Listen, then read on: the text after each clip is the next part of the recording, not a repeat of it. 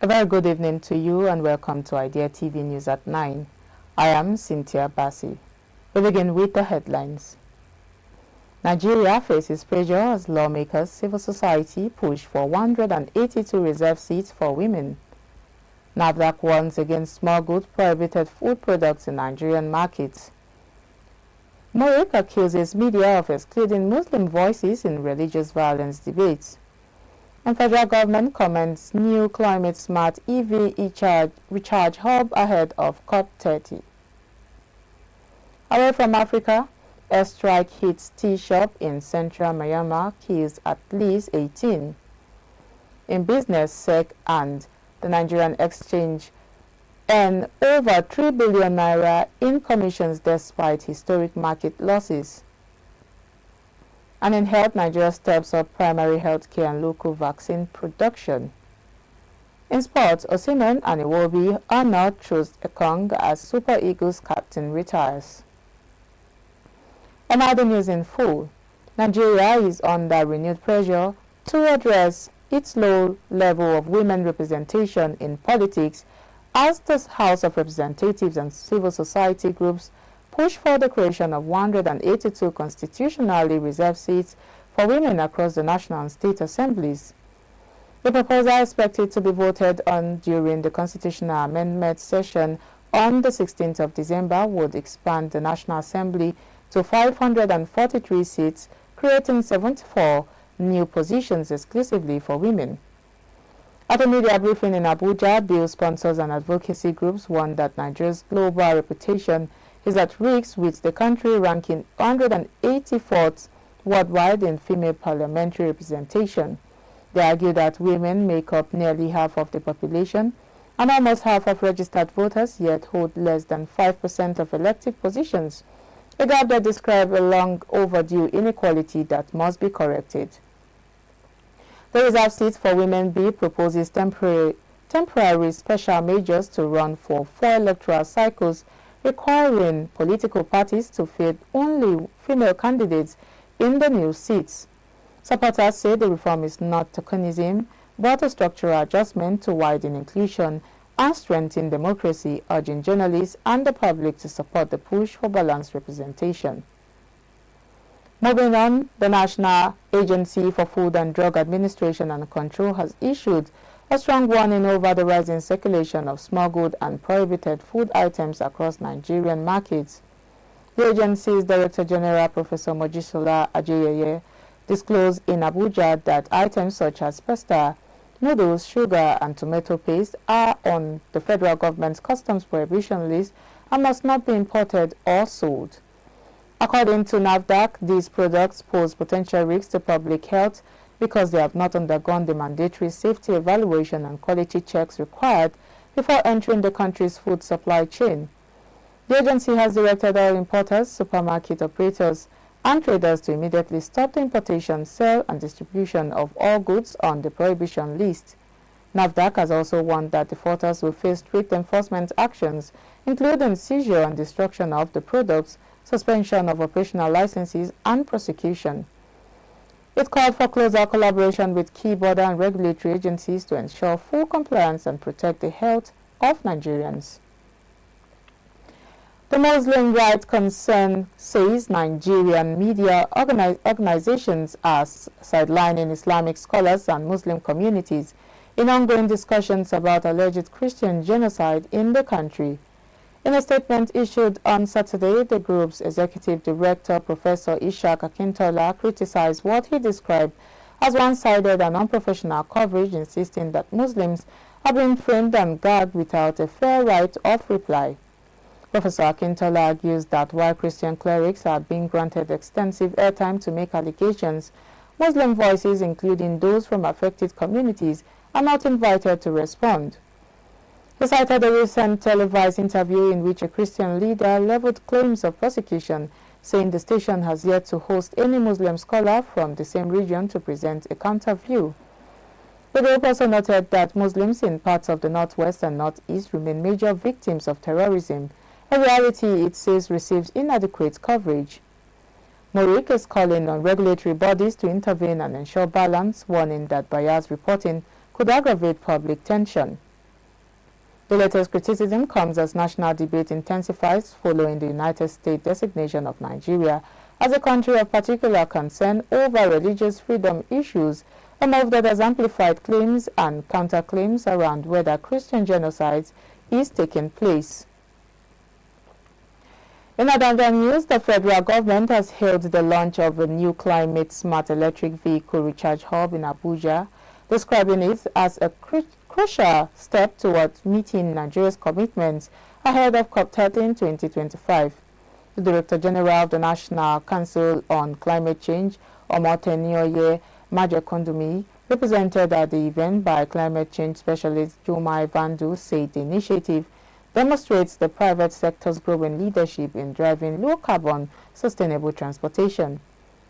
She noted that the facility supports Nigeria's transition to clean mobility, aligns with the global push to cut transport emissions, and advances the federal government's agenda on green industrialization and job creation. According to her, the hub strengthens Nigeria's position in Africa's emerging electric mobility sector by integrating renewable energy and building resilience into critical national infrastructure.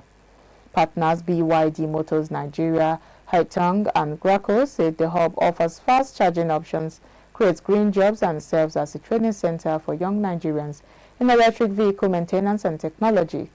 They emphasized that practical climate action and shared responsibility between government and the private sector are essential for achieving a just transition and accelerating sustainable mobility across the country. We'll now go on a quick break. The news continues when we return. Number 14. Transparent displays in holographic interfaces.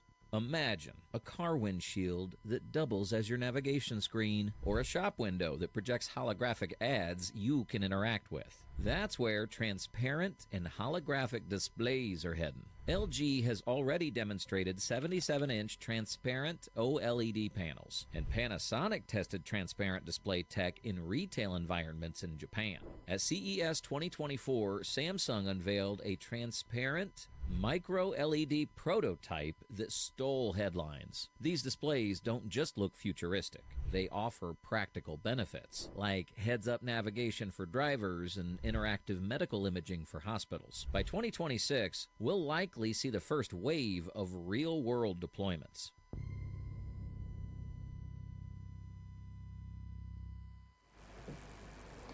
Welcome back. If you're just joining, this is Idea TV News at 9. Now the rest of the news. Away from Africa, an airstrike has killed at least 18 people in central Myanmar after 2 bombs were dropped on Tabayen Township in SMUGGLED region on Friday evening. One of the bombs struck a crowded tea shop, a popular social gathering spot, according to a local official.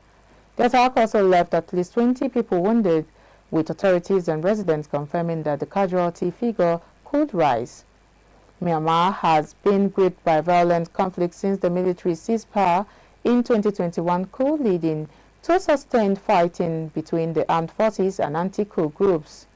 Airstrikes have become frequent in many regions, often hitting civilian targets. A rescue worker who arrived shortly after the attack said 7 people died instantly, while 11 others later succumbed to their injuries in the hospital. The tea shop and about a dozen nearby houses were destroyed. A survivor who was inside the tea shop at the time of the strike said he was watching a televised boxing match when the bomb hit.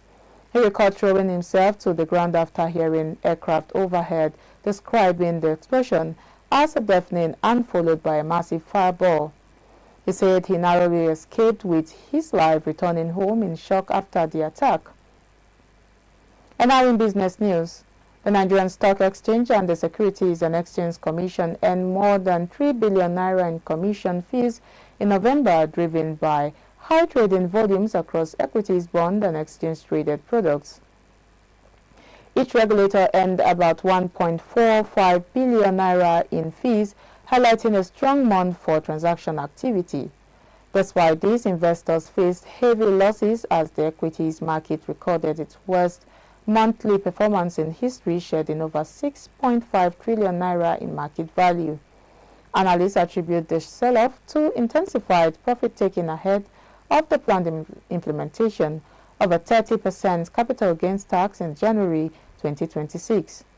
The equity turnover for November reached nearly 500 billion naira, with bonds and ETPs contributing significant transaction volumes.